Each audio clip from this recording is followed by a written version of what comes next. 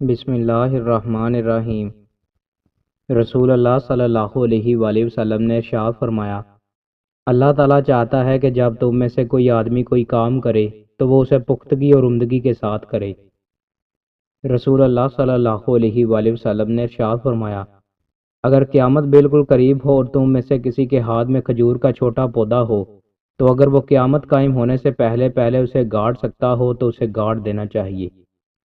رسول اللہ صلی اللہ علیہ وآلہ وسلم نے ارشاد فرمایا، میں نے تم میں اللہ کی کتاب اور اس کے رسول کی سنت چھوڑی ہیں، اگر تم اسے مضبوطی سے تھام لو گے تو کبھی گمراہ نہیں ہوگے۔ رسول اللہ صلی اللہ علیہ وآلہ وسلم نے ارشاد فرمایا، روز حشر اللہ کے عرش کے سائے تلے وہ دو آدمی بھی ہوں گے جو اللہ کی رضا پر اکٹھے ہوئے اور اگر جدا ہوئے تو بھی اسی پر جدا ہوئے۔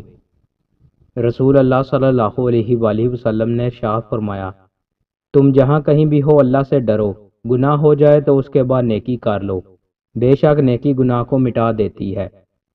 رسول اللہ صلی اللہ علیہ وآلہ وسلم نے ارشاد فرمایا، کسی بھی نیکی کو معمولی نہ جانو، اگرچہ اپنے بھائی کو حشاش بشاش چہرے سے ملنے کی نیکی ہی ہو۔ رسول اللہ صلی اللہ علیہ وآلہ وسلم نے ارشاد فرمایا، کسی مسلمان کے لیے جائز نہیں کہ وہ 3 دن سے زیادہ اپنے کسی مسلمان بھائی سے قطع کلامی رکھے۔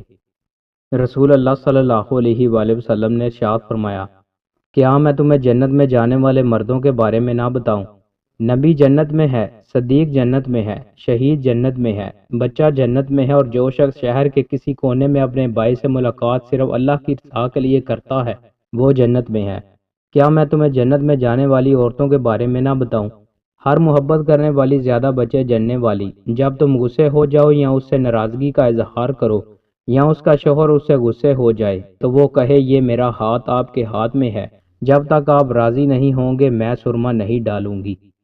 دوستوں، مزید اچھی ویڈیوز کے لیے ہمارے چینل کو سبسکرائب لازمی کریں۔ بہت شکریہ۔